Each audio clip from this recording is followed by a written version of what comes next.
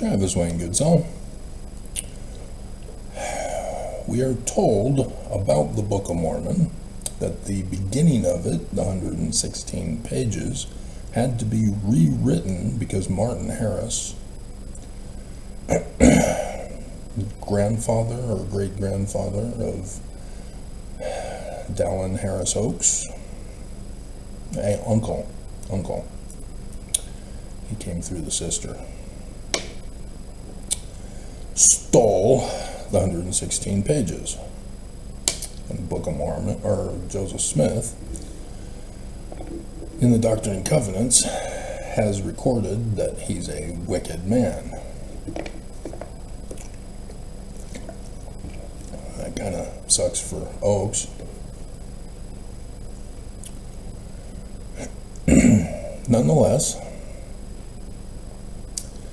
what we have is the rewritten pages.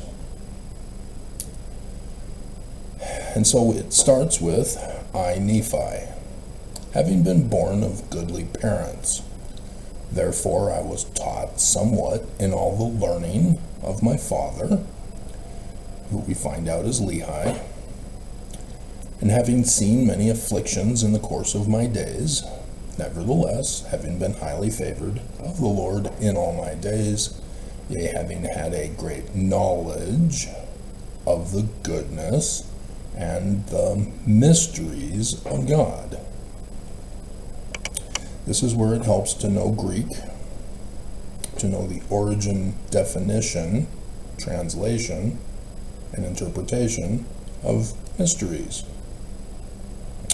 Mysterion, a temple initiate. The temple initiations of God. Okay? Therefore, I make a record of my proceedings in my days. Yea, I make a record in the language of my father, which consists of the learning of the Jews and the language of the Egyptians. So right away, knowing the language of the Egyptians will greatly benefit us. Knowing the learning of the Jews is essential. So, which Jews in the time period are we referring to? Well, we find out in verse 4.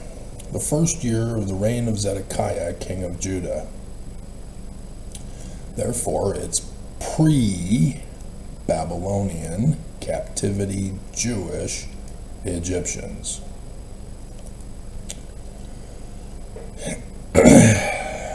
Zedekiah took the throne from the Babylonian Chronicles on the 2nd of Adar, 597 BCE.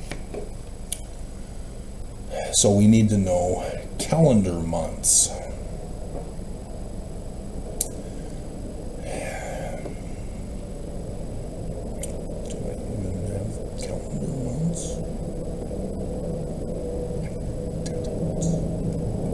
Have them in my files.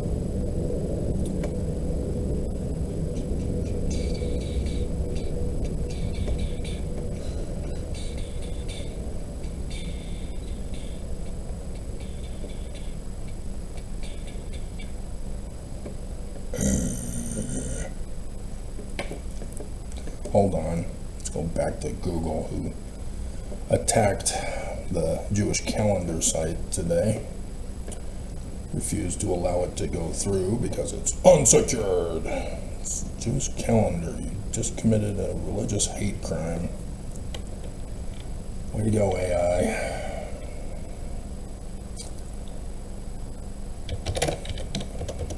Jewish months.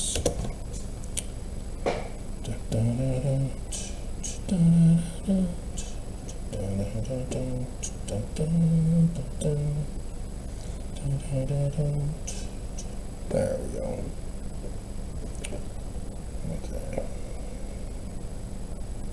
Let's Let's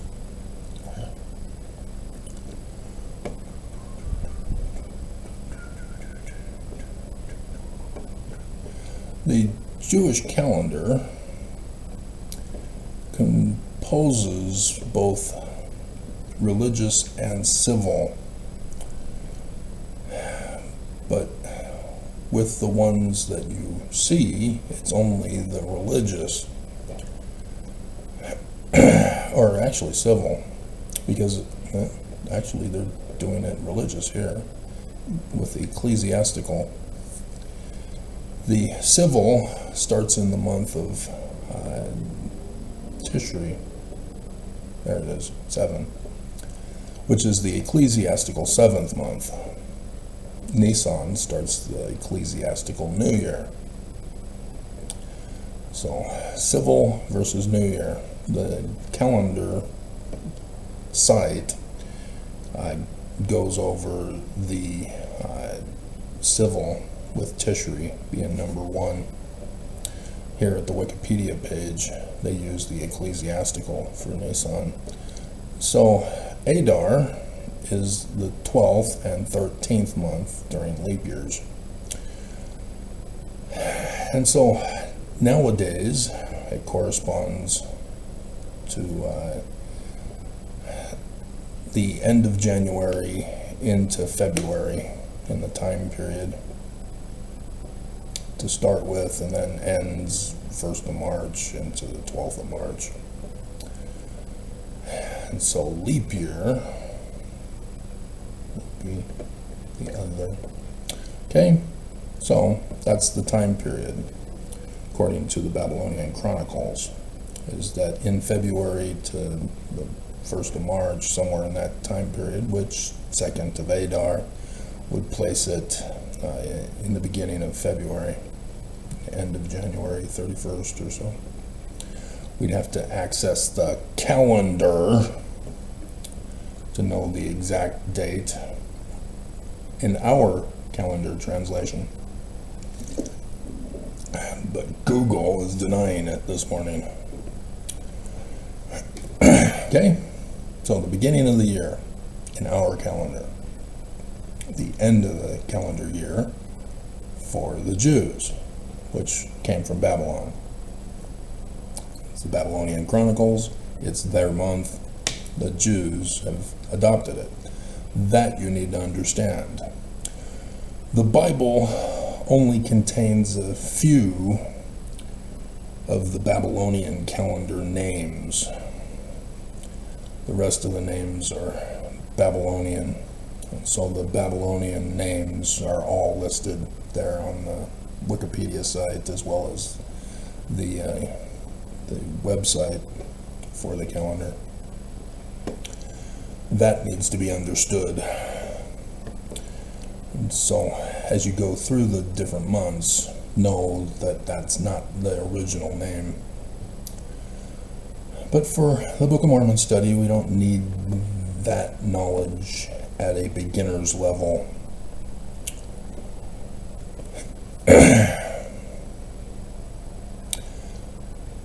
And so Nephi starts the record at the early month of February, early day of February. Okay?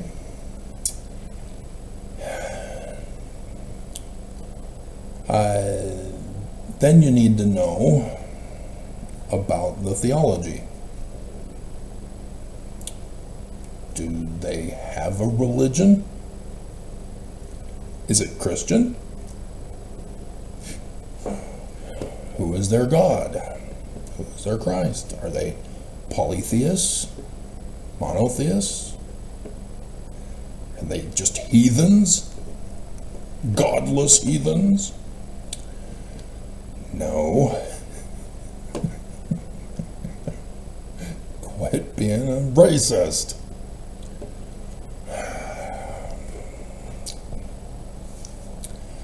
So, it comes from the book of Deuteronomy, the law of the Jews, chapter 18, verses 15 through 19. According to Jewish tradition, the Messiah, the Messianic King, will arise in the future. He is a human. He is not a dove. He is not a space alien. Human. As the descendant of King David, as recorded in the Bible, of the Christians. That needs to be understood very clearly. The Christians, with the first creed of Christianity, turned everything into literal histories. And therefore they chose the scriptures that conformed and complied to the first creed. That's why only 4 out of the well over 100 Gospels were chosen. This is why the book of Revelation almost didn't make it.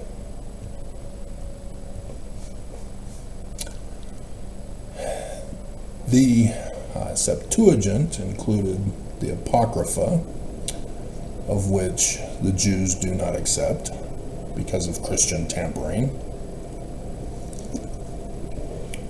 even though it's got the book of Maccabees for the Jewish holy days, which also needs to be gone over when going over your Book of Mormon of the learning of the Jews.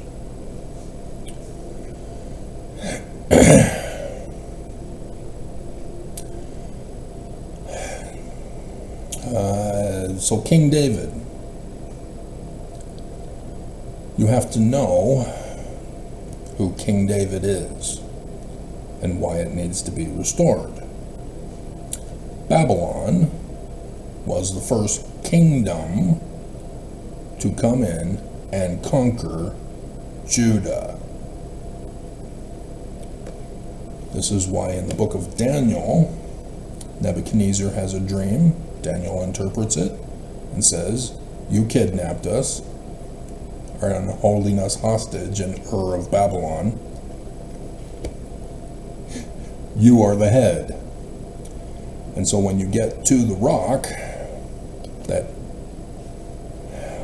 is there at the bottom, where Christianity is the clay mingled with the iron of Rome and gets smashed into thousands of different Christian groups and individuals with their own personal Jesus, the Jews will finally be restored. That's what Daniel is talking about. Judge of God, or the God judge. The tale of the God. Gospel. God tale. God spell. So King David is the one who founded the kingdom of Jerusalem. But we can't find it in the archaeological records. We can only go back to just barely before 700 BCE, during the Assyrian period, right before the Assyrians came in and deported the northern tribes of Israel, which Lehi is a descendant, as it says, of that people from Manasseh. And so the Book of Mormon, the rewritten 116 pages, tells us that Lehi is a descendant of Manasseh, of the people who lived in the land of Manasseh in northern Israel. And when Assyria came in to deport them, there was a group who fled and went down to Judah. And Lehi is claiming to be of that people. Okay? That needs to be known. That is history. Whether the Book of Mormon is literal history, we have not gotten that far yet.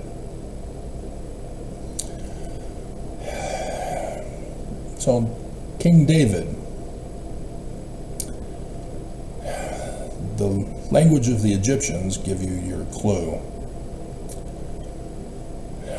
So, what we do know for the archaeology of Jerusalem is that it was originally called Salem, Paleo-Hebrew, pre-Babylonian, captivity, Jewish, Egyptian, Paleo-Hebrew, Old Hebrew, the original created alphabet of the Phoenicians.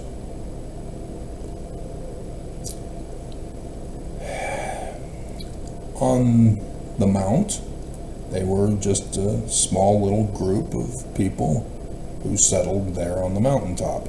We don't know their origin.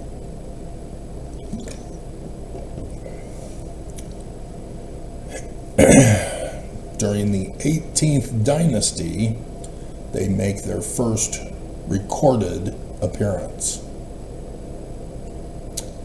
18th dynasty of Egypt. The 18th dynasty of Egypt was founded by Moses. To put it into Paleo-Hebrew, corrupted by Babylonian and other languages on down into English.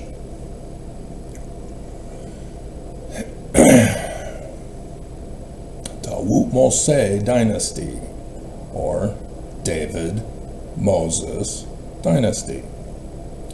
Moses chased out the Hyksos from Egypt and Egyptian rule for the 16th and 17th dynasties.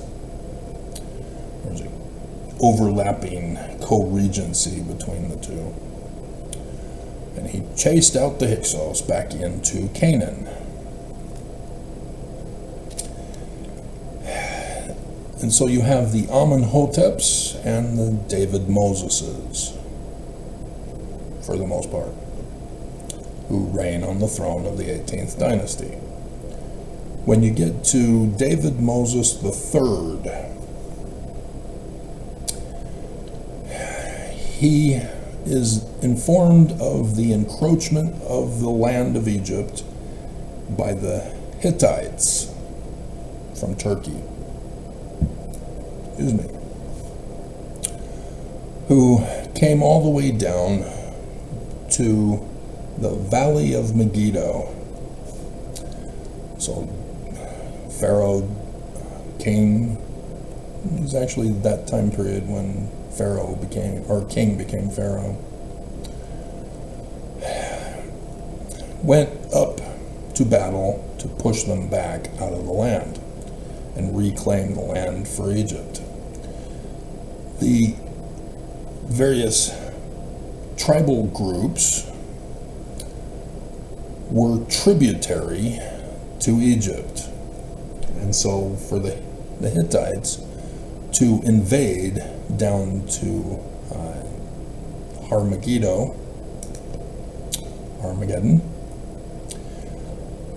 took away the tribute to Egypt. Thus why it was necessary to reclaim the land to restore the tribute back to Egypt. And so David Moses, it's well recorded, goes up in his chariot and they do a flanking maneuver to get into the valley. But the mountain of Megiddo has the valley divided, where the war began. In the midst of the war, David Moses III went on vacation, put his foot on the Mount of Salem, where he stayed. There are no records of what he did there.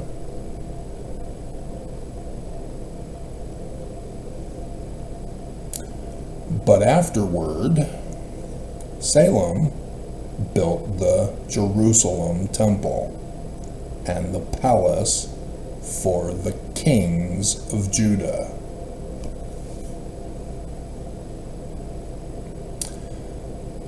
In Paleo-Hebrew, the king of Salem would be designated as the letter N, that you know it as, in Paleo-Hebrew script, at the end of Salem. So the land of Salem, with the N at the end, kingdom of Salem. For a person, it would be king, the king of Salem. It's what's called a suffix determinative.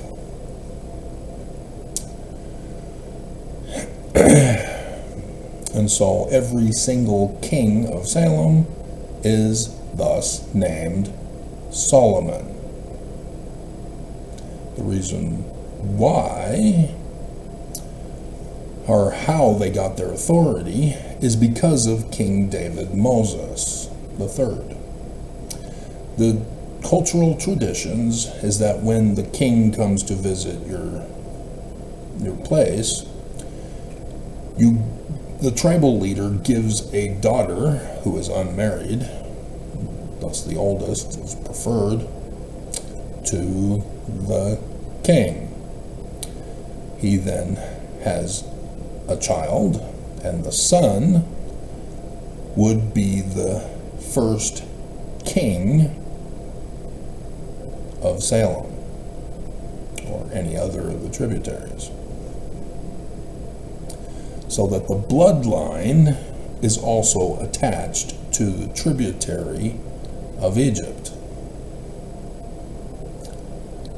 So they are heirs to the throne of Egypt to ensure that the dynasty continues, if necessary. But the pharaoh would have his first wife as the first choice, birthright blessing son, to take over the throne from his father.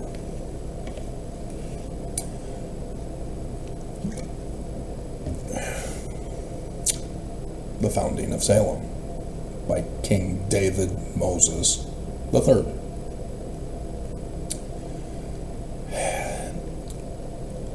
And so what they're talking about is not just when Babylon destroyed it, but also, even though they don't know it, when the 18th dynasty fell to the 19th dynasty that replaced them. The Seti or Set dynasty, depending on your country of accent.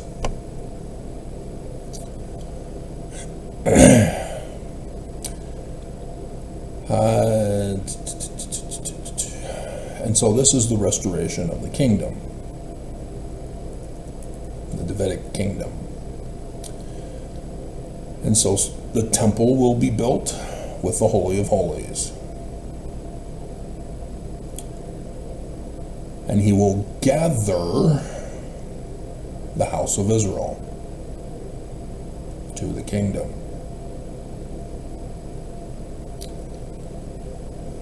All the laws will be reinstituted in his days, because the book of the law of Deuteronomy are prophecies of his coming and of how to know when he is coming. And so he will come in his 50th year, Jubilee year. The latter days are designated as sabbatical years, 7 years for the latter days. And sacrifices, sons of Levi offering up an offering in righteousness. There will be a barbecue. And thus the kingdom of New Jerusalem in the latter days.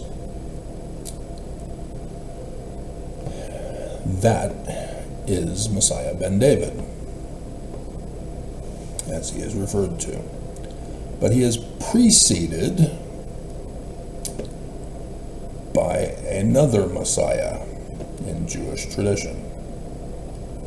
This is Messiah ben Joseph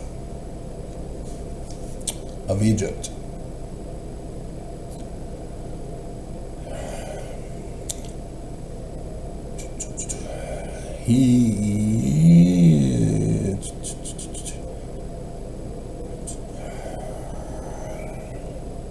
Okay, so again, it's a future human, a descendant of Joseph of Egypt, of the tribe of Ephraim. He comes first to set up the restoration of the kingdom of David, preparing the people for his coming. He will start temples. He will start gathering. He is referred to as a redeemer, just as Messiah ben David is a redeemer. And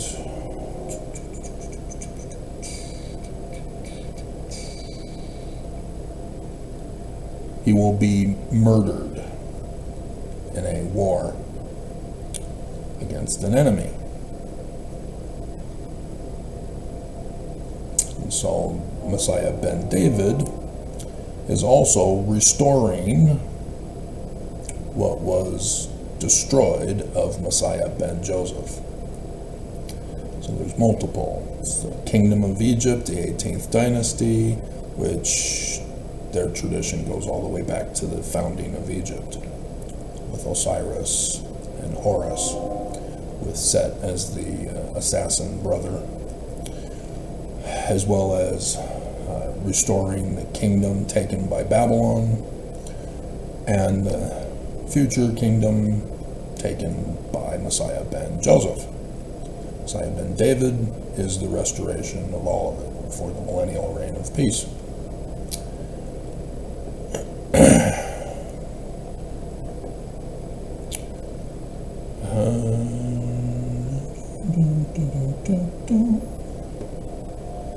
So there are holy days with the months throughout the year. The first is Rosh Hashanah for the civil calendar.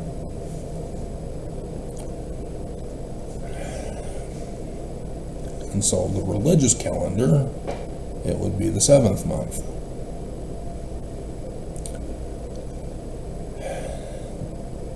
This is the new year. Then there's Yom Kippur. That's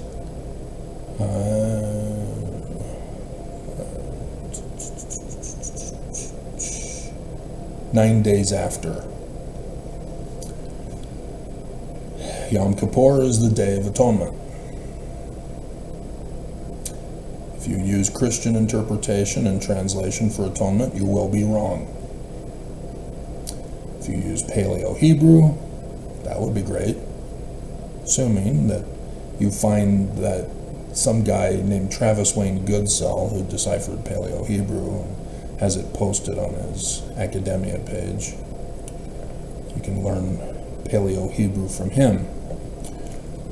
He's apparently having some difficulties with the Church of Jesus Christ of Latter-day Saints. I don't know if you've heard of them or not. Couldn't do it. Couldn't do it. They apparently want him murdered for deciphering Paleo-Hebrew. The Church of Jesus Christ of Latter-day Saints doesn't even claim the title of translator, but Joseph Smith, the founder of Mormonism, was a translator of Paleo-Hebrew and Egyptian, and this Brigham Young branch off claims to be a true succession of Joseph, and yet doesn't even have anything the same as Joseph Smith's religion. And so this Travis Wayne Goodsell guy comes along and deciphers Paleo-Hebrew, and his own religion, the Church of Jesus Christ of Latter-day Saints, wants him dead, silenced, erased from history, and destroyed. Because of that, he restored translation. The church wants him dead because they couldn't do it, I guess. It's weird, Mormons. Cult group.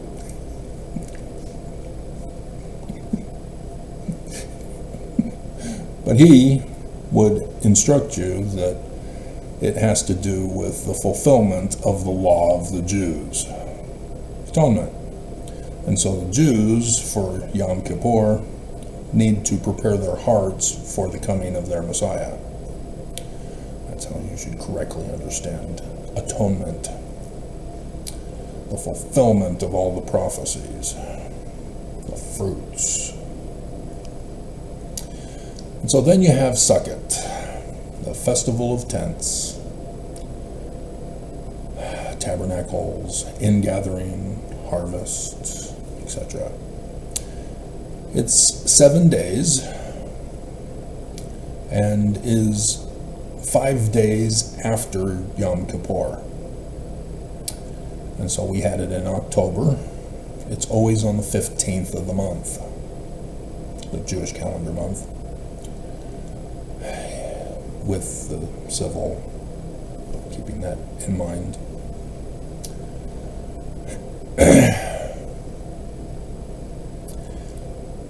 And there's an 8th day that's attached to it as well. This is all based on the Jewish Christ,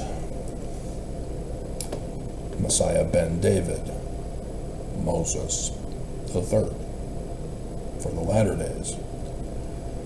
For that, you need to go to the book of the law, chapter 18, verses 15 through 19, to learn he's a man like Moses. And thus David Moses. There's the house of Israel, Sukkot as well, tabernacles, tents. That is important to know in the Book of Mormon, 116 pages.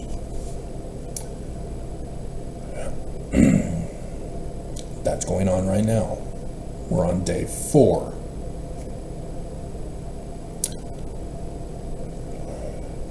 Day 2 was fun, wasn't it?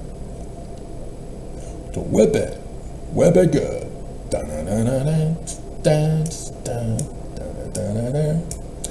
And so there's some other stuff. Simchat Torah. Torah is the 5 books of Moses, the teachings.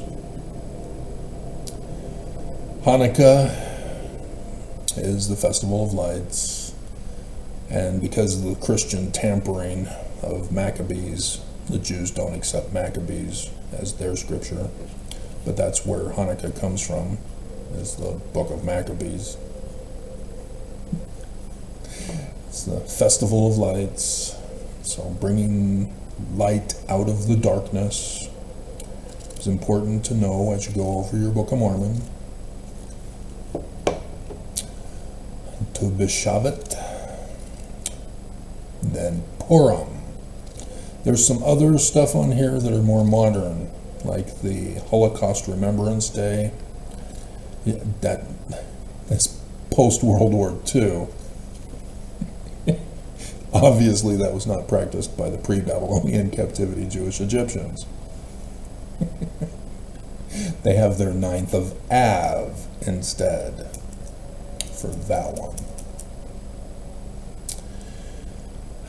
And so Purim is a main one that you need to know for your Book of Mormon studies. This is the Festival of Lots, Purim, even though Paleo-Hebrew would correct you on this.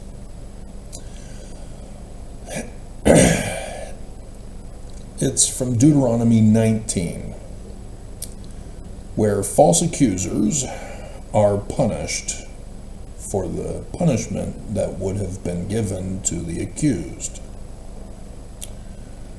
And so in the book of Esther, that whole book is an example of Purim. And not just that, but because Purim, on the celebration with the moon being full, is in the constellation of Virgo, the woman. So Esther, female, and thus Purim is celebrated during that time period when the full moon is in Virgo. Sort of like those 10 virgins. 5 of them are wise. 5 of them are foolish. Okay, and then there's Shushan Purim. There's traditions of celebrating Purims at different times as well. It's the concept of whenever the Jews are threatened by false accusers to be murdered, the false accuser is the one who gets punished. And so throughout history there have been events similar, a type and shadow of that. But remember, all of these have to do with the latter day coming of the Messiah. That's why they're here. That's why they're there and celebrated as they are. They are types and shadows, similitudes of the coming of the Jewish Christ, Messiah ben David Moses. And so Pesach, you know it as Christian Pentecost. Jews were first. And so it's 7 to 8 days. And Shavuot is also important, as that also needs to be kept in mind.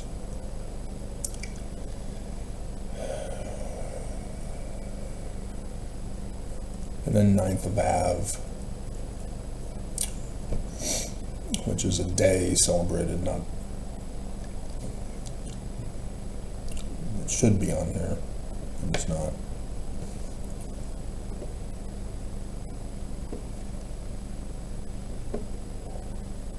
No, there it is.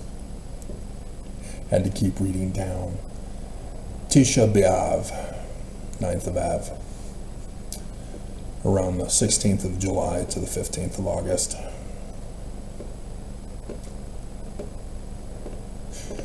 Okay, so knowing each of these and the details, they'll have the Wikipedia page under each of these will have on this day in history for you in the specific months.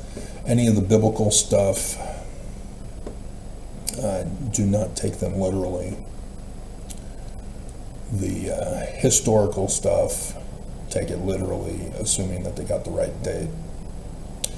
Zedekiah, for example, and there's another guy who didn't do his research thoroughly enough, and he just threw out there to be controversial. 597, and thus 586, when Jerusalem is destroyed and the temple destroyed, and everybody is taken hostage to Babylon. That you need to know for the Book of Mormon, 116 pages. So, leadership. There are prophets. There are head prophets. Jeremiah is the head prophet during this time period. The story is about Lehi. Lehi is not the prophet. He is not even a recognized leader of the people. He's just one of them, and he is going around warning the people of the coming destruction of Jerusalem. There were others who were also warning, but they are not the head of the church. Lehi is not the head of the church, just like Moses was not the head of the church. There is another as the head of the church. You need to know this. This needs to be made very clear.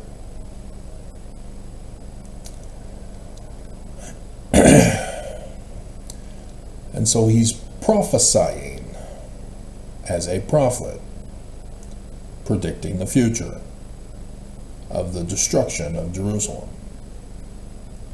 pleading with the people to turn their path, turn their way, turn their direction. That's the Hebrew version, correcting the Christian repent. A second, physical pain. In Greek, the correction is change your mind. Meta and no for gnosis. Change your mind. Change your knowledge. You've been taught wrong.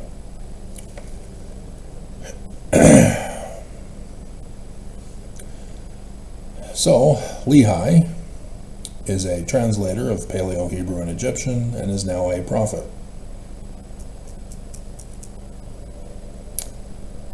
He goes and prays on behalf of his people. And with his heart, Laban,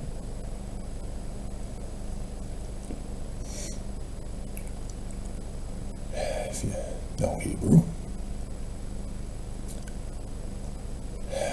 and it came to pass as he prayed, there came a pillar of fire. He has a vision. Seer. Translator, prophet, seer. And dwelt upon a rock. And he saw and heard much. Because of the things which he saw and heard, he did quake and tremble exceedingly.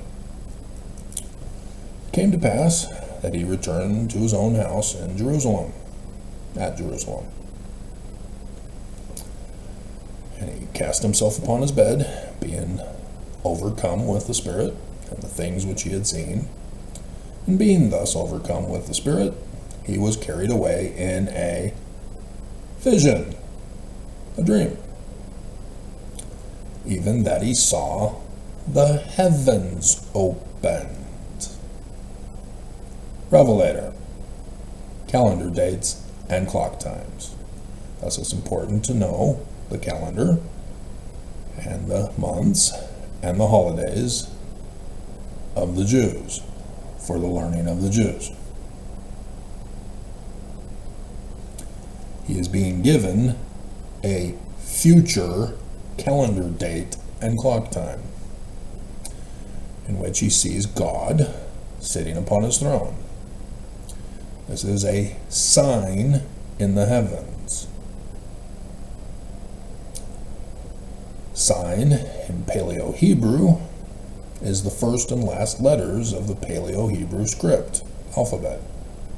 The first one is shaped like our A,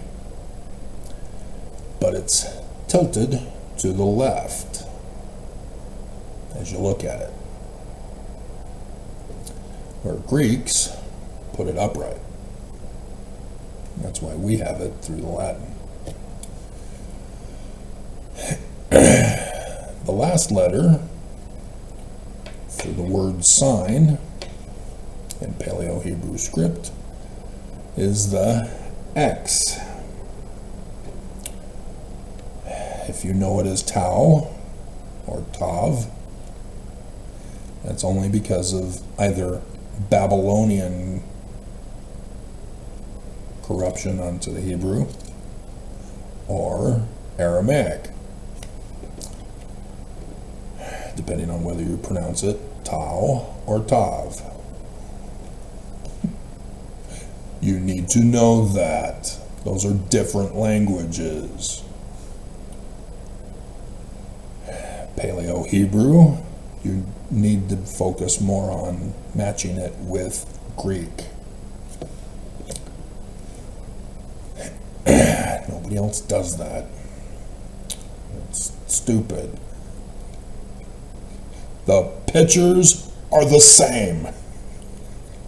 Why are you going over into Babylon? Well, the Bible says, because of Constantine saying it's literal history,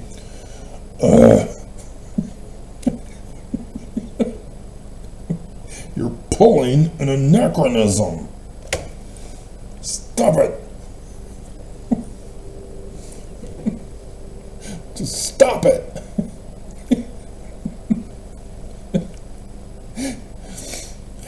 And so he's seeing the celestial bodies, the 5 visible planets, the sun, the moon, and the constellations on the zodiac.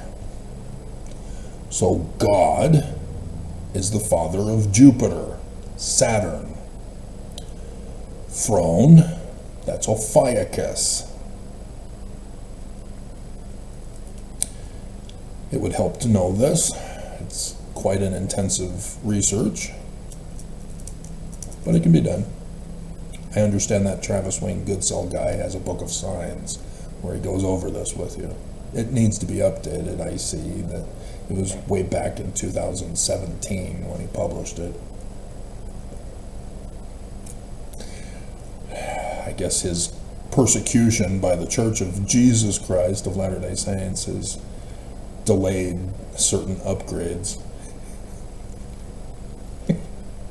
Why would the church would be so upset with him? You'd think they'd embrace him and make him a leader so that he could teach everybody how to. And it's just, Mormons, death cult.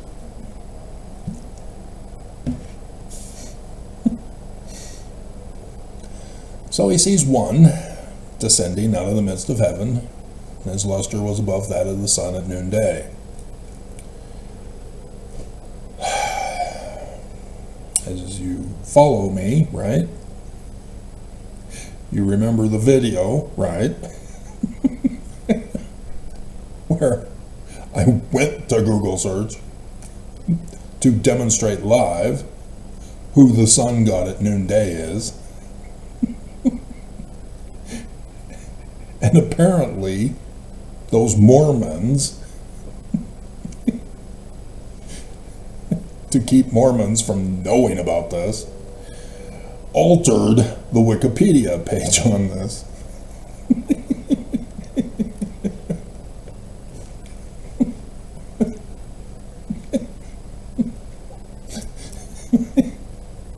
Ra is the sun of the Egyptians. From morning until evening setting, Ra, the sun, generally. But pre-Ra, they have the morning sun, the noonday sun, and the evening setting sun. The horizon suns are the Akhet suns from Egyptian. Remember, language of the Egyptians? Amun is the noonday sun. Those Mormons rewriting history for everybody, forcing Mormonism with violence. The things they did to that Travis guy, dear God, I would never want to be a Mormon. I mean, I'd have to check out that Joseph Smith guy, since obviously Brigham Young is nothing like Joseph Smith, but still, you know, with such an evil church, it kind of scares me to even pursue anything about them. It's better to just vilify them generally and accuse them of being evil and thus, like they do to Travis.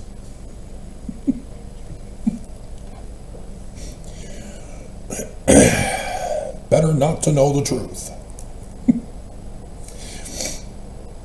So in Paleo-Hebrew transliteration, Amen is the exact same spelling as Isaiah's Emmanuel, Amen El. In the biblical Hebrew, it's a separate word, name, Amen El. It's the Septuagint Greek that combined them together, so that you see it together in both Isaiah in English and in Matthew in English. But they are separate. It is the god Amen from the Egyptians, the sun god at noonday. And thus the first letter as a prefix determinative in Paleo-Hebrew is the universal symbol of the sun. And so yes, Ra is in Paleo-Hebrew too.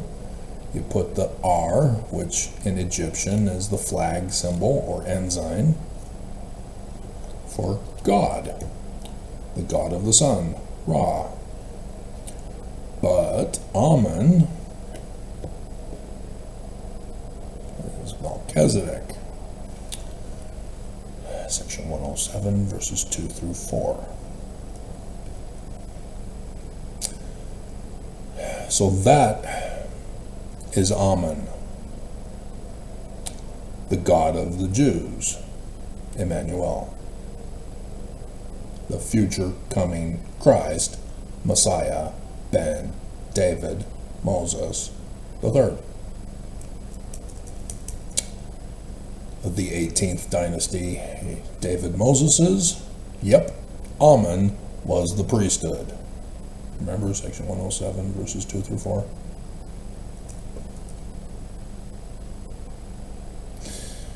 The king and high priest religion. Pharaoh was a theocracy, government and religion.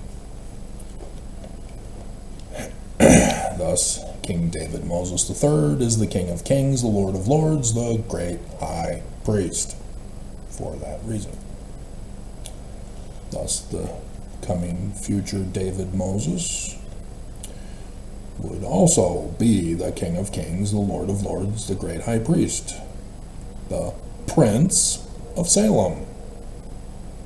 Peace. To become the King of Salem, restoring New Jerusalem.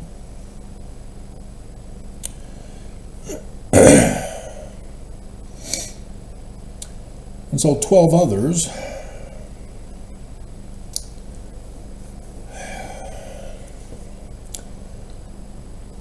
are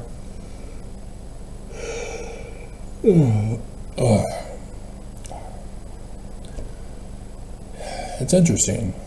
Those of you who've been following knew that I was having problems sleeping, and then we had the daylight savings, and November 2nd, wasn't it? What do we got for me, Katie? Yeah, the 2nd. And my sleep adjusted, so that's cool, but still tired. With Trump taking over this year, I no longer could afford breakfast, and I'm now exhibiting the symptoms of malnutrition from not having enough vegetables in my diet. And so Trump is making it worse with the shutdown, trying to murder people, murder babies. Oh. Just like Pharaoh, Herod, others, murdering babies. Pattern. Weird. Okay. So, as we get into the Book of Mormon, it's important to know that the Book of Mormon tells you to refer to the Book of Revelation. The Apostle of the Lamb named John. We'll talk about the latter days. So, sure enough, Revelation chapter 12, verses 1, 2, and 5, which he got from Isaiah chapter 6, verse 1, And then 7 verses 13 and 14. For Emmanuel, it's the birth. In Revelation chapter 12. But as you use your Urim and Thummim for the calendar date and clock time, you would learn that it's not the birth of the 25th of December, 1 CE, nor the 6th of April, 1 CE. But 600 years from the time Lehi left Jerusalem, there's something impressive.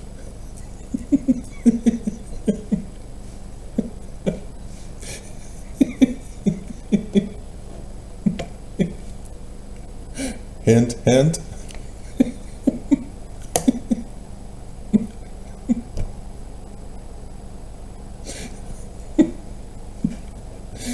If you don't understand that this is about Jews, not Christians, it's not about Jesus in the Roman period time. The Jews are still waiting for their Christ. Now, even though, again, because of Christian tampering, the Jews don't accept any of the New Testament stuff either. They only accept the Christian compilation of the Old Testament without the Apocrypha. That is their Tanakh, as an acronym of the Torah, writings, and the prophets. It's technically Torah, Nephirim.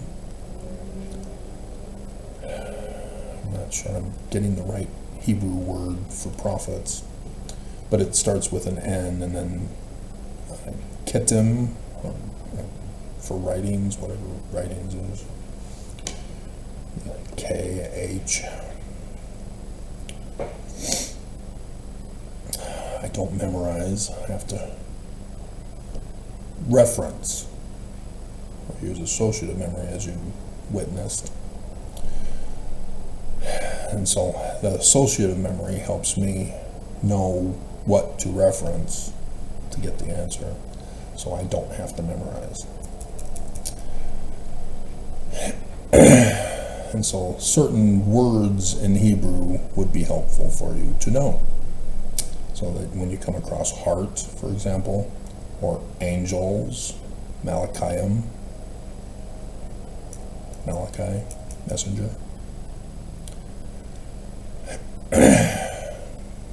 heavens. Biblical Hebrew professor at the University of Lethbridge, Walter Emanuel Aufrecht, who studied under Thomas O. Lambden of Harvard, whose Hebrew, grammar and English grammar, alphabet and grammar, was worldwide until the 90s, when other people wanted to replace him and become popular. University of Utah were quick to dismiss Thomas O. Lambden for the new guy.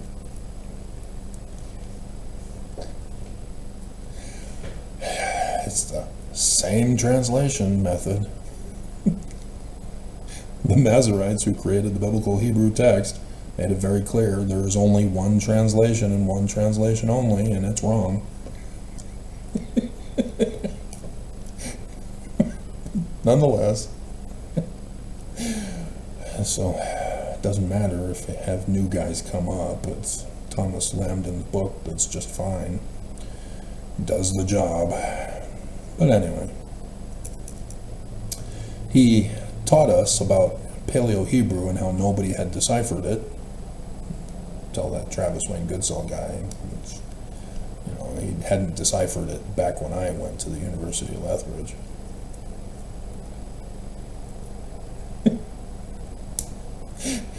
He showed us the character form different from Aramaic script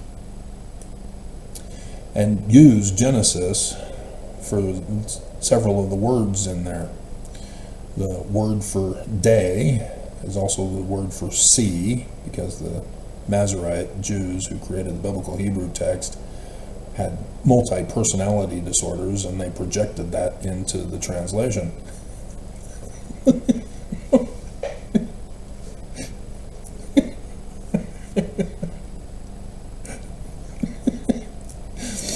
But nonetheless, then as you add an M at the beginning, you have water in the plural. He doesn't think that there can be a single water atom to be singular, and yet I caught on, you could, but nonetheless. And then you add another letter before that, and you got the word for heaven, Shamim. All of those words are related to each other. The waters of heaven, water, and sea, or day. And so he said there's something here, obviously, just nobody has developed a logical Socratic methodology theory to have tested for confirmation, like that Travis guy did.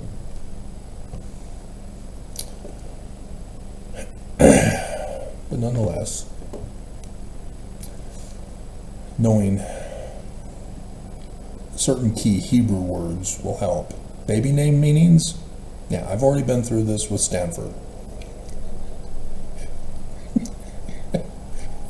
You need to use that Travis guy's work to fix the baby name meanings. Samson, for example, has Shemesh for son, and then the N at the end, and so Google search will tell you it's son child. King, remember? The N at the end for king? Son king. And so, hypothetically,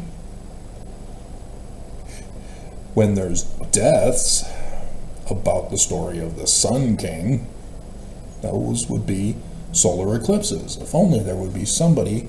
I wonder if they did anything like this to go over the story of Samson with the deaths, and if there are any ties to solar eclipses. Similar to the sign in the heavens that Lehi has. I don't know, you'd have to ask him. Maybe he has a YouTube page or something. I don't know.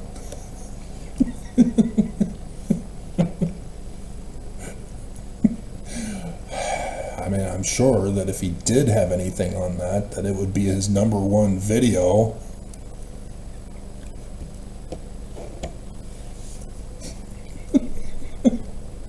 I wonder if that Joseph Smith guy had anything to do with that too. He had a Book of Abraham that was in Egyptian. I wonder if any of that would tie into solar eclipses too.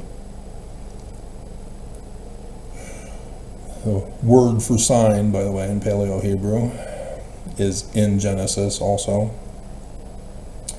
as it's right there in Genesis chapter 1. I understand that Joseph Smith guy had a King Follett sermon for the funeral of King Follett, and he talks about how the biblical Hebrew text of the Masoretic Jews is wrong, and then only gives a partial retranslation. And apparently nobody else has figured out how Joseph did it. Wonder if that Travis guy has figured that out. Most likely. But you'd have to ask him.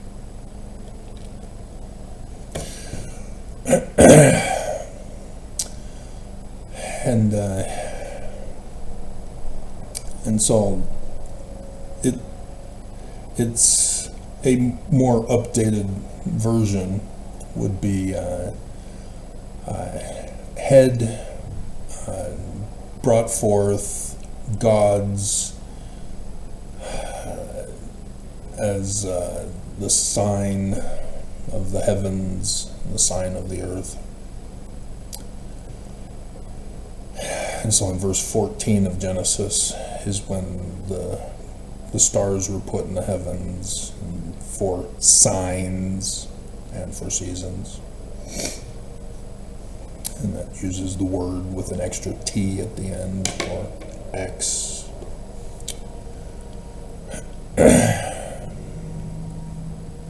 And so that happens to be the two X's in A. Can't do A.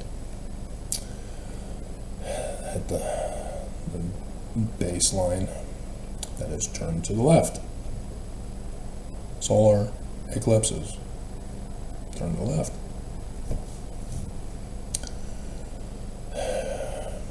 Trying to give you hints in case you didn't catch on.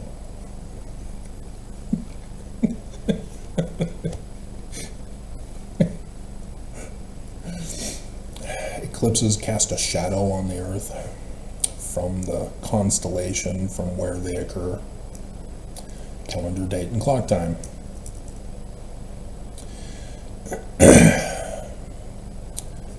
So yes, I've done all this. It's me. Surprise!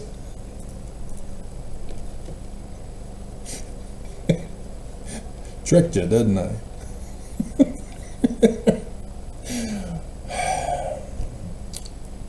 Yes. Revelation, and it, chapter 12, and Joseph Smith has a translation, revision, adding in some extra information for you that you need to put in here. So let's go over it.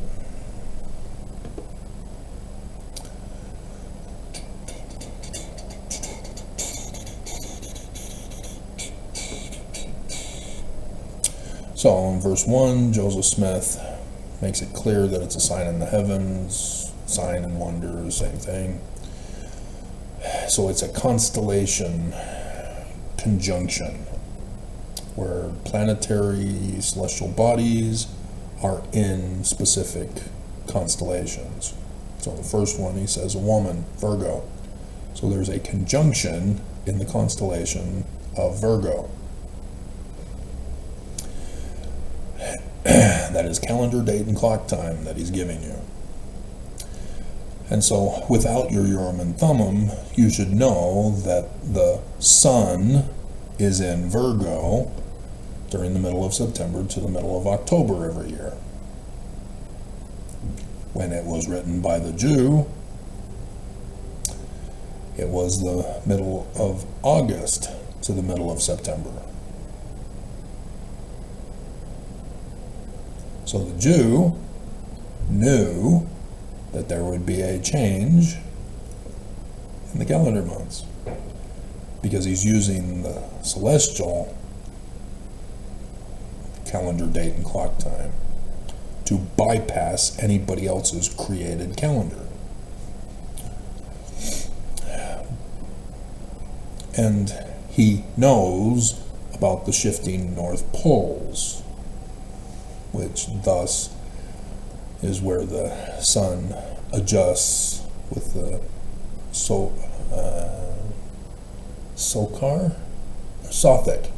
Sothic calendar dating of the Egyptians.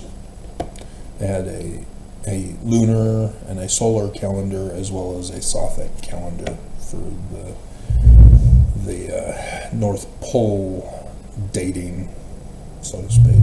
So they knew also that the North Pole changes over time because of the tilting of the Earth and the rotation and then the rotation around the Sun. They knew, specifically detailed. They knew when the start of the latter days was with the coming of their Christ, Horus, who would be son Ammon, David, Moses, Messiah, Emmanuel. Wouldn't you know it? Yeah, 21st of August 2017, first day of darkness, solar eclipse. And then 23rd of September. So we'll just jump ahead. So you see in verse 3 that they moved from verse 5. And so the 12 stars is Leo. is only designated with 9 stars. So there are 3 planets that are added to it to be 12. That's what the Book of Mormon is talking about. He is seeing the start of the latter days. And you know this because there's the iron rod of the Tree of Life vision. And in verse 7, Joseph Smith gives you the decoder ring for all Scripture. The Virgo woman, so the likeness of things on the earth, Esther, which is the Mesopotamian goddess Ishtar, stolen from Isis of the Egyptians. Aset. She's Joseph Smith's church. Yeah, did you catch that earlier when I talked about it? Joseph Smith is Messiah ben Joseph. 2 Nephi chapter 3. We're already over an hour. But yes, as you go through your Book of Mormon, in the rewritten 116 pages, Joseph Smith Jr. is Messiah ben Joseph, to prepare Mormons for the coming of Messiah ben David, a Mormon. Human. And here you go again. The church is the woman. Joseph's church, restored. Messiah ben Joseph. Preparing Mormons for the coming of the millennial kingdom and the Mormon who is the Christ.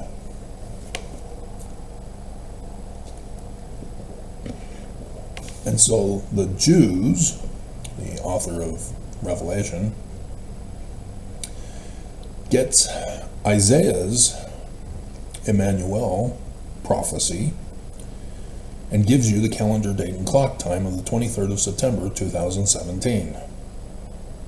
That's the start of the ministry. And so as you go back to 1 Nephi,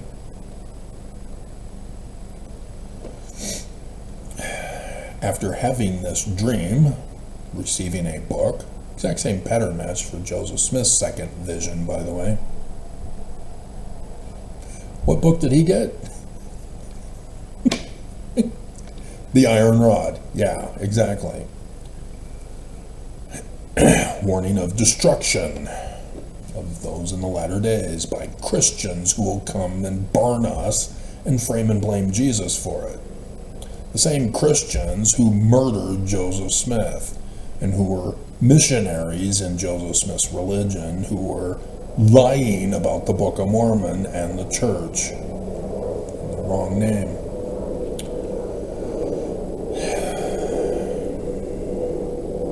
And so likewise. So, Lehi is a seer, he's a prophet, he's a revelator, and he's a translator of Paleo, Hebrew, and Egyptian.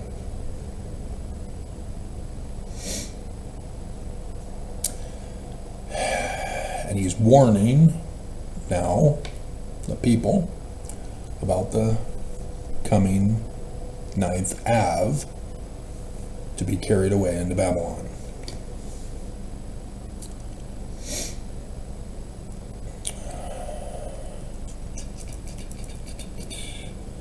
And so he's not going to go, Nephi's stepping in here. And he goes among the people from the 23rd of September 2017, and he starts his ministry. And he goes over the Book of Mormon, warning of the coming Armageddon.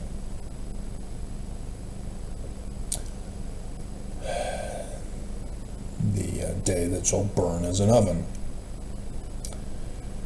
and of the coming of the Mormon Christ, the Mormon,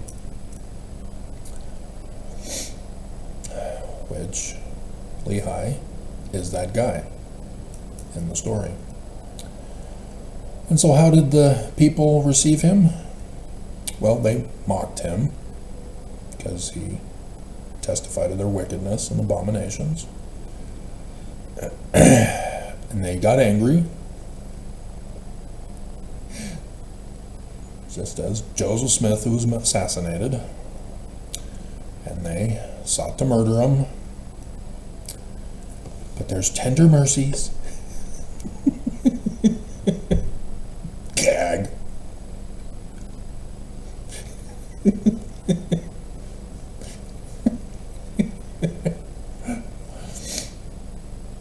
So, in a dream,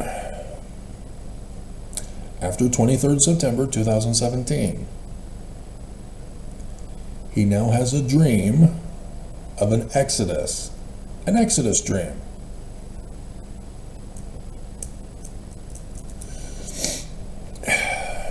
Not a cookie dream, not a bread dream, not a flood dream. I also am being reminded in Isaiah chapter 14, it uses the word, I give unto you a sign, O house of David.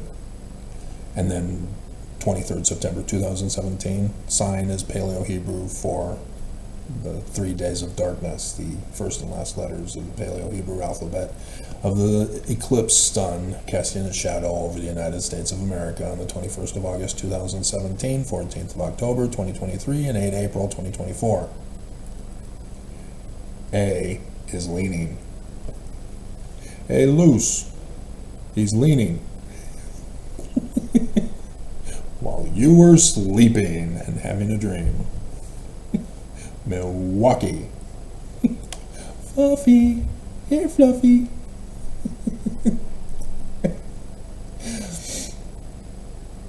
And so, an exodus. Oh, the man like Moses. The man like Moses, seer, prophet, revelator, translator, Paleo-Hebrew and Egyptian. Section 107, verses 91 and 92.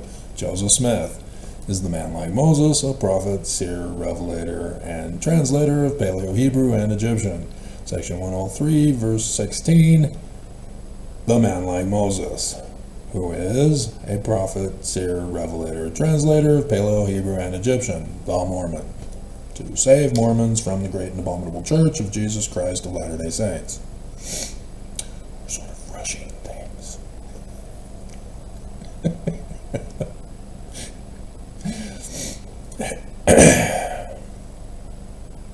And so he departs in an exodus,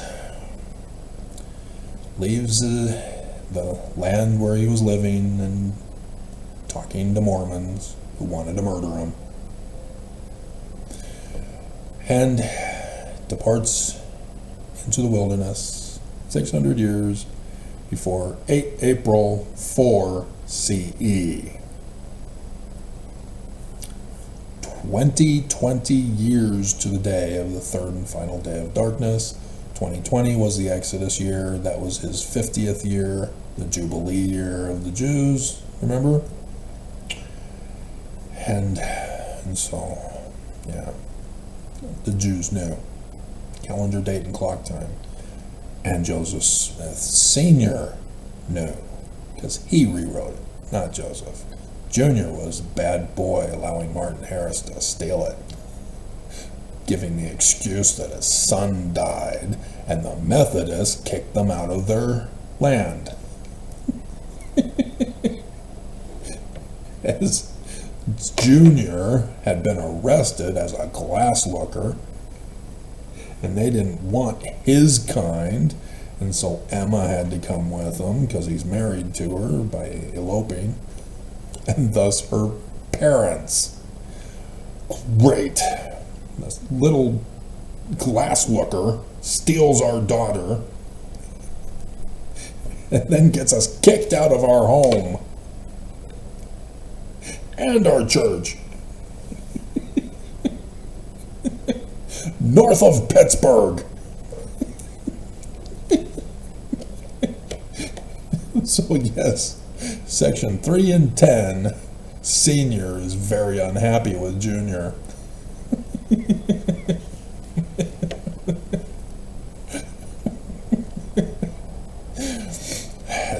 he has to rewrite it. Because he was the only one who knew from William Morgan, who was there working on it with his Freemason lodge, where he was the master mason of, in Canandaigua, New York. 9/11, 1826 happened.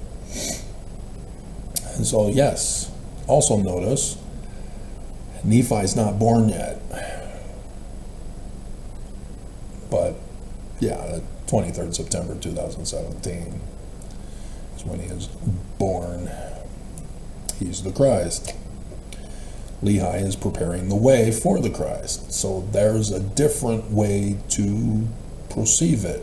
Lehi is the Christ, and at the same time, he's preparing the way for the Christ, who is then Nephi. So the next story after this, when you get to, because we're not done yet with the story segment, because the discussion with Laman and Lemuel at the Red Sea,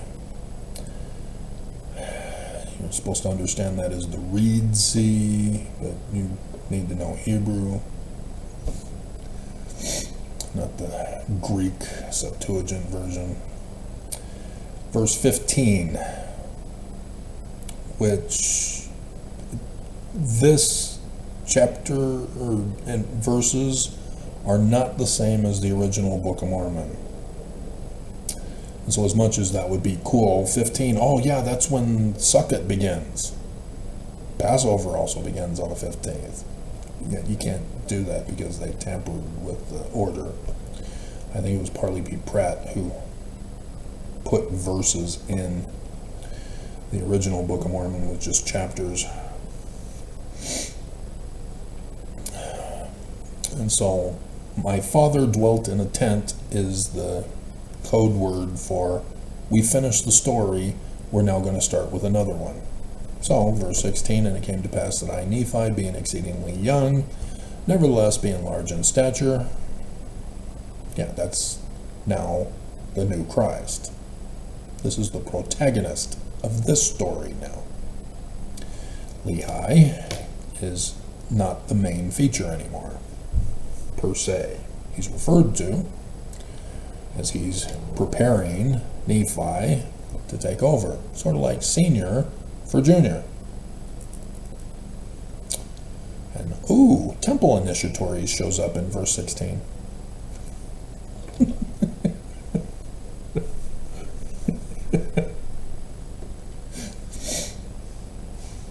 And so the bad people, the great and abominable church, is no longer the Jews. It's Laman and Lemuel, the false prophet, the false king and high priest. Laman, the brother. So, and then you have a usurpation of the birthright blessing, which is common in the Genesis story. You have Cain slaying Abel. Then Abraham usurps it. And then Isaac usurps it. And Jacob usurps it, because his name is usurper. And then Joseph usurps it. And even Joseph's son, Ephraim, steals it from Manasseh. That is important to know as you read through your Book of Mormon. And, the Jews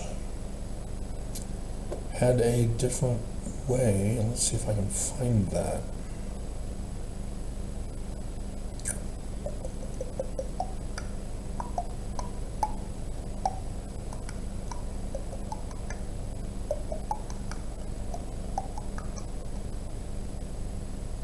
That's the final four. The fall of the great and abominable church, transfer of authority, the Exodus, building of Zion. I'm looking for which books of the Torah do month first versus day first. It's not in the VLC snap files.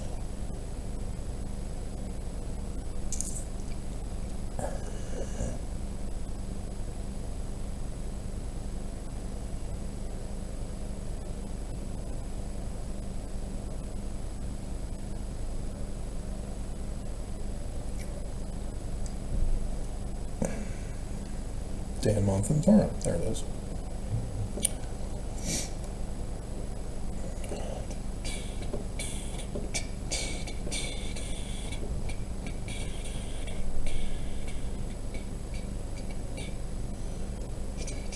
So Genesis is month first, then day.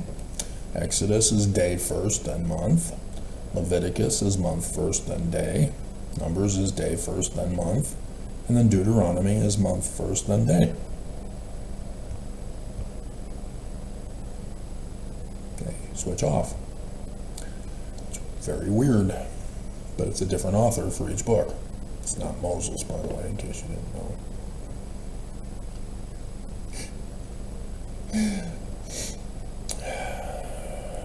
So, when you go through your Book of Mormon and you see a month designation first, then a day, or a day first, then a month, pay attention. You need to connect it with the certain books of the Torah, whether it's Genesis, Exodus, Leviticus, Numbers, or Deuteronomy. So Genesis, Leviticus, and Deuteronomy are month first. If it's day first, it's Exodus and Numbers. Numbers has to do with the counting and the book of the law, for who gets to go to Zion in the Exodus. So, as you keep reading in the Book of Mormon in 116 pages, you'll see, as my father dwelt in a tent, all while we were in a tent. That's the end of the story. That's the designation for end of the story. The Festival of Tents, Sukkot, Ingathering, Harvest, tent. So, starts with Adar, the end of the month, but in the year when, which is hilarious. In the first year of the reign of Zedekiah, king of Judah, he comes in at the end of the year, the final month. We can't check Google to find out if there was a leap year that year, but yeah, their senior is using our calendar with the Jewish calendar at the same time. So pay attention to that. Has 23rd of September 2017, which means a president on the throne of America in 2017. Wonder who that would be. Trump. And yep, the 600 days sign in the heavens solar eclipse was an annular eclipse over Russia. So did Russia have anything to do with the 2016 election? Yeah. Despite all of the investigators now getting locked up in prison.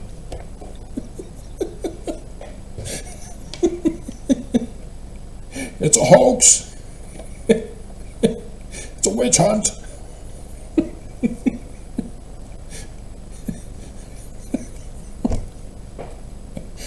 But you obviously are connected to Russia to rig the election. Russia, if you're listening. Junior talking with a lawyer at the Trump Tower. Then when you're president, you secretly have the ambassador at the White House in the Oval Office. And we find out about it from Russian news. And you're telling us it's a hoax? Dear God, President Trump, what the hell? And yes, he was murdering babies, locking them up in cages. The southern border, dear God.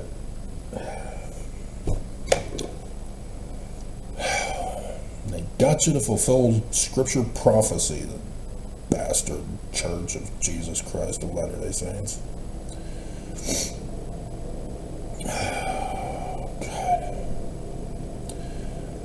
So, yeah, you'll notice a repeated Exodus pattern.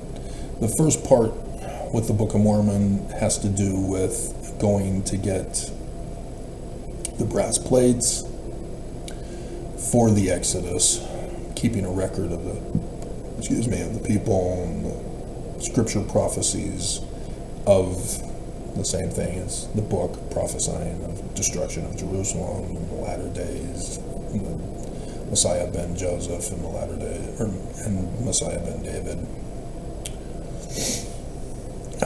And so the brass plates is Ezekiel 37's fulfillment, combining the stick of Judah with the stick of Joseph. It's got the stick of Judah and the stick of Joseph combined together in it. And it's an Egyptian, of course, Laban.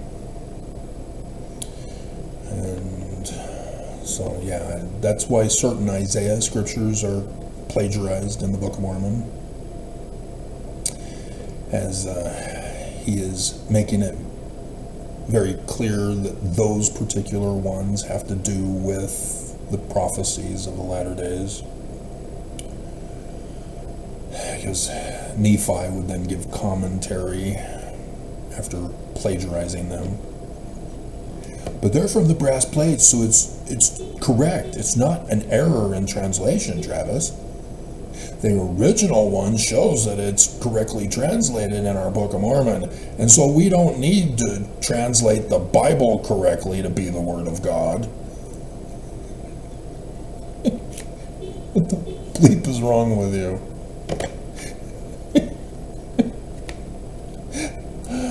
Oh my hell. And so, yeah, all to get to the promised land. The Red Sea is the promised land, Bountiful is the promised land, America is the promised land, the land of Nephi is the promised land, and that's when he builds the temple and begins working on the history of the people, the major history, and then the latter-day history on the small plates that became the rewritten 116 pages. And so, yeah, 2 Nephi chapter 3 is Joseph Smith Jr. talking about the coming Mormon. 2 Nephi chapter 2 also is important to read, because it talks about Adam fell that man might be, and that's how he got chased out of the church. And D. Todd Christofferson called my bishop. Travis has a video about Adam fell that man might be. This is going contrary to the living prophets of Jesus. Can you demand he take down his YouTube video? Or why does he bother coming to church? Bleep you. You're the false prophets. If you aren't going to follow the Book of Mormon, then you're wrong. And I can't understand why Mormons can't figure this out.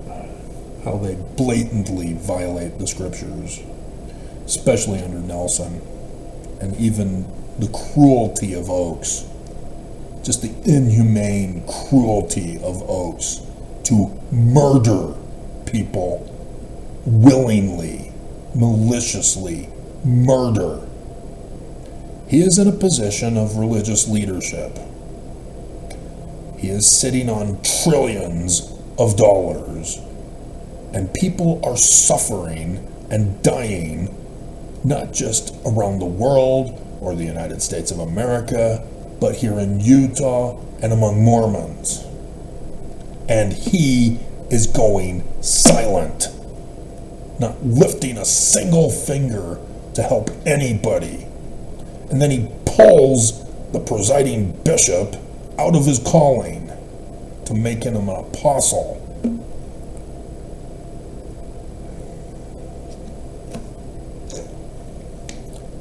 During this food crisis, during this shutdown. And it's because he got leaked. They're the enemy. They're gonna burn us. And Mormon still is living in fantasy land, not making the connection.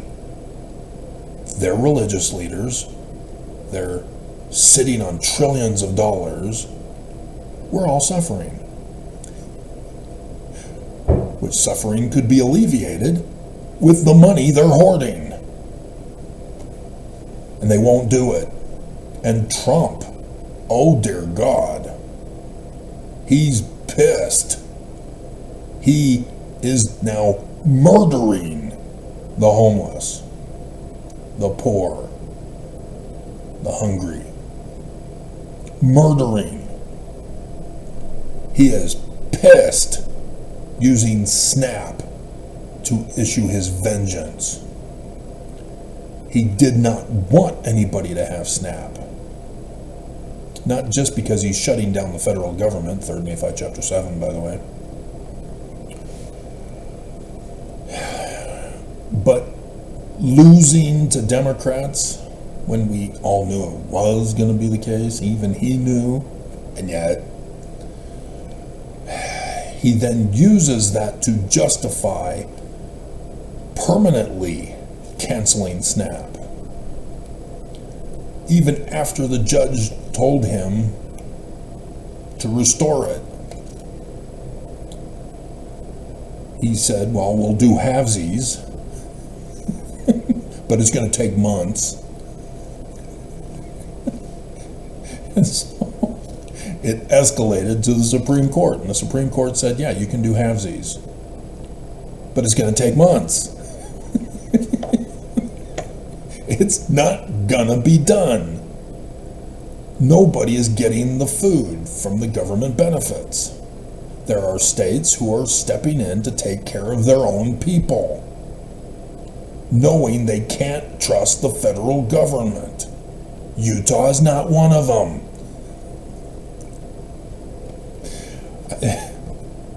Dear God, I should still have that. See, now we're doing the news portion of the...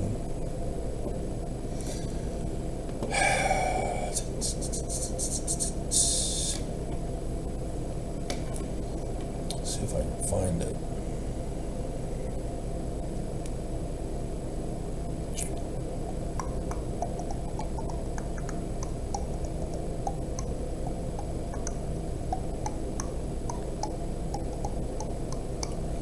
This looks like it could be, or that one.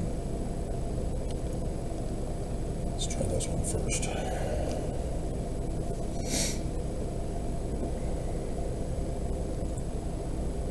Yeah.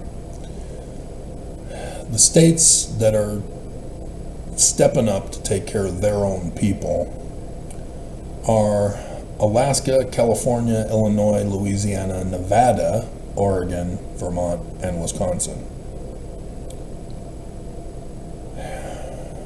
Several states have gone further by using state emergency funds to protect vulnerable families, such as California, Colorado, Connecticut, Delaware, Hawaii, Louisiana, Minnesota, Rhode Island, New Mexico, New York, Vermont, and Virginia have committed additional resources to food banks or direct cash aid to offset federal delays.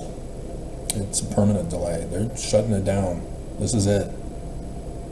I can't get this through to people, despite showing you the picture over and over and over and over and over and over and over and over and over and over and over and over and over and over and over and over and over and over and over all this year.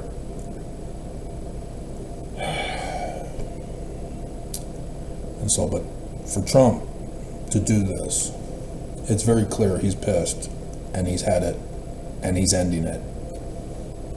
But he can't do it himself, because he would be the bad guy. He's got to trigger anybody to rise up to violence, so that he then can justify saying, "See? Antifa!" And then he can send in the military and crush everybody like he wants to. This is what Putin has been doing. He has been teasing Europe now, sending in drones, not firing, just sending in drones. It's a declaration of war, but Putin sees it as something different on purpose, to lure NATO and Europe to shoot him down. And then Putin goes, "Hey, that's a declaration of war."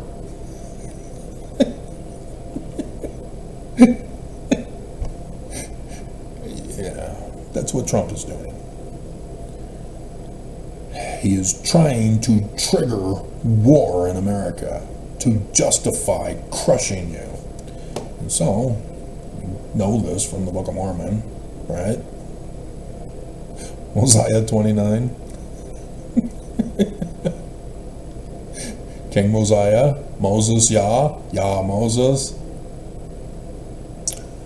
Remember him?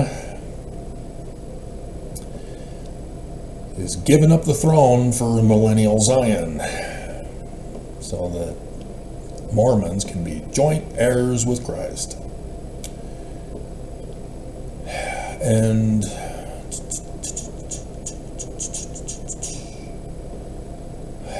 17. How much iniquity doth one wicked king cause to be committed, yea, and what great destruction? Remember King Noah. His wickedness and abominations of the people. What great destruction. Priestcraft enforced with violence, order of Nehor, would cause the utter destruction of the people. Because of their iniquities, they were brought into bondage. Were it not for the interposition, blah, blah, blah. Humble, bondage, shedding. Okay, 21.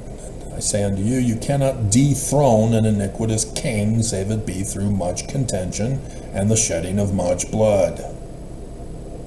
He forces you to war, to fight.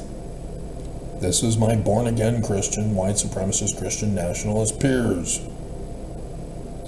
They pushed and taunted and bullied others to fight them. And here they are, all grown up.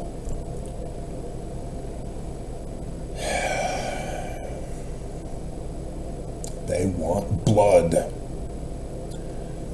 As Laman and Lemuel, they believe they're the ones who are the right to rule over us, to put us into bondage. And the states are not obeying Trump. They're not running their own state their own way, independent of the federal government. He's shutting it all down. And people keep suing, and judges keep ruling against him. People are protesting. He's had it. He's also near death, apparently. I warned him. He's not listening. Church of Jesus Christ of Latter-day Saints is doing all this. They're the ones who especially want to run the state of Utah all by themselves, without any government. Their own kingdom. See, other states, yeah, they're MAGA states. They want certain things to be done their way, especially Christian way. But Utah is the most extreme, as they have demonstrated over the decades, of all the laws that they create, contrary to the Constitution. They want their kingdom back. So yes, they're pissed with Trump. And so, Trump has his friends in iniquity, puts them into positions of power with him, and he has his guards to protect him, getting rid of that female head of Secret Service.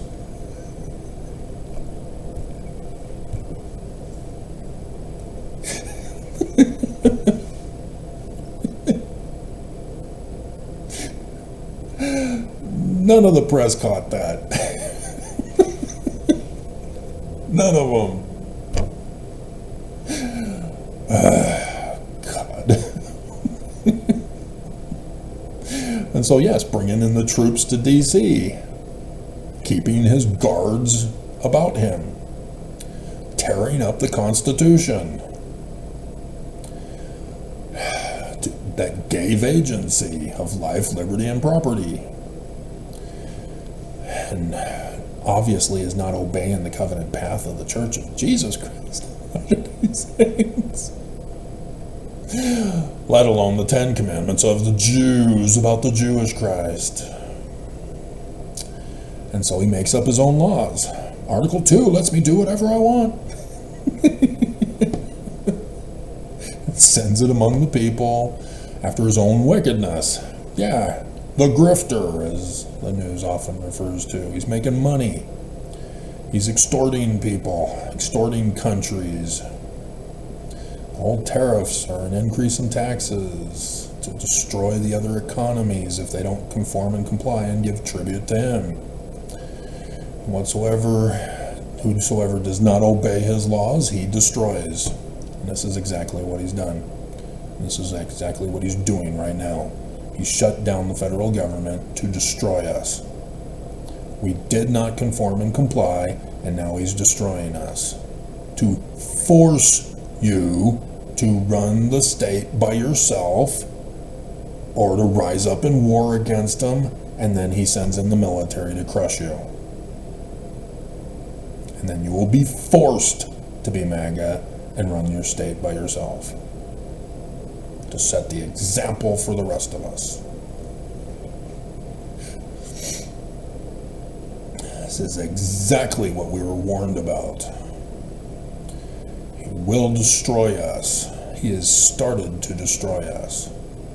You will not have Thanksgiving. You will not have Christmas. He has declared war on Christmas.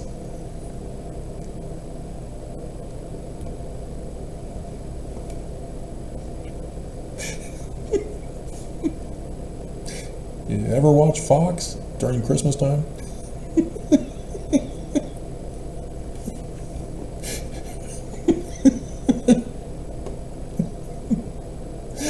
Third Nephi chapter 7, guys. I tried to warn you.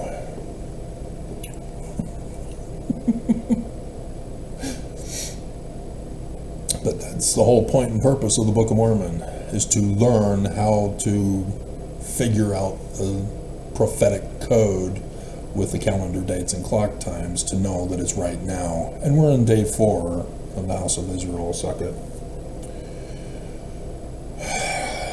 So yeah, I'm deeply concerned.